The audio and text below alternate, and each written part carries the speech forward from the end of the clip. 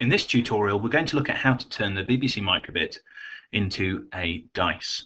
Now, to do that, I'm going to use the random number generator that is built into the maths part of the BBC Microbit.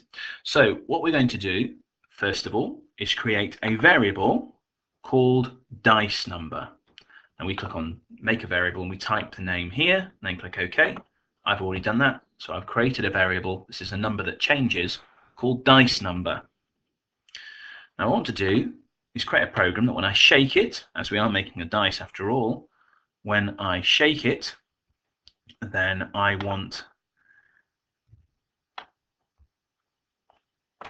wanted to set, and it's not the item, but I want to set the dice number to a random number. Okay, and we've got to pick random 0 to 4.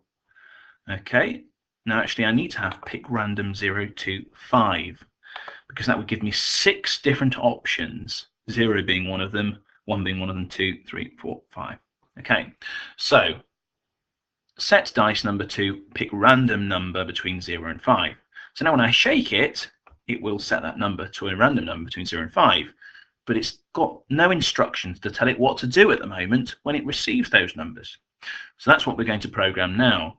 I'm going to click on logic, if true. Okay, this is a fairly critical one. I'm just going to surround that by a forever loop.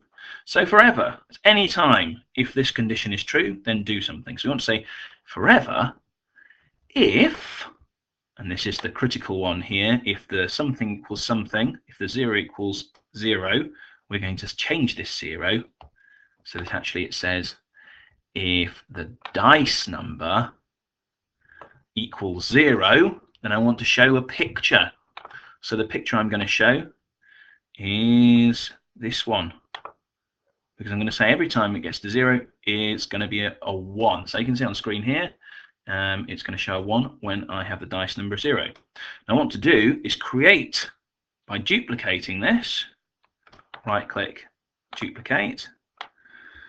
Here I need to say if the dice number is 1, then I'm going to have it as like this. Okay, and I need to do so on and so forth for all of the 6 different numbers, including 0, that I could have as the possible outcomes. So I'm going to do that now.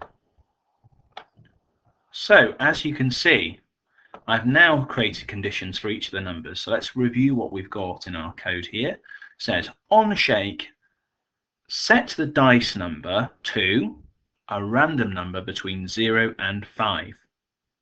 Of course, it seems illogical that we're not doing between 1 and 6, but the BBC Microbit always recognised 0 as a number, which is one of the options. So we've got numbers 1, 2, 3, 4, and 5, and we've also got the number 0, so that's 6 different options. So here it says if the number is 0, then I'd like you to put a 1. Okay. If the number is 2, then I'd like you to do this picture for 2. If the number is 3, then show 3. If the number is 4, then show that, and if the number is 5. Okay. So there we go. Sorry, I just missed one of those out there. So when you have a look now, I've got the 6 different dot faces of a dice, and when I click now, here's the moment of truth, when I click on shake, it should give me a random number, okay, a random dice roll. Okay, so now I've just turned my BBC Microbit into a random number generator. I've turned it into a dice in this case. Of course, different games use different sided dice, so you could have an 8-sided dice or a 10-sided dice, and likewise you could have, instead of a picture here, you could have different pictures shown there, or you could have different messages depending on what you wanted your BBC Microbit to do. Let's just see what that would look like.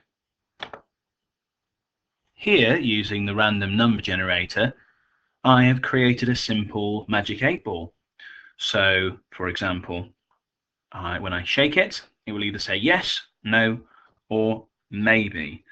So that means I can ask it a question and I can leave it to the dice of fate to tell me whether it is a good, bad, or possibly a good or bad idea. Not a great idea for making life choices, but good fun all the same. How are you going to use random number generators in your program?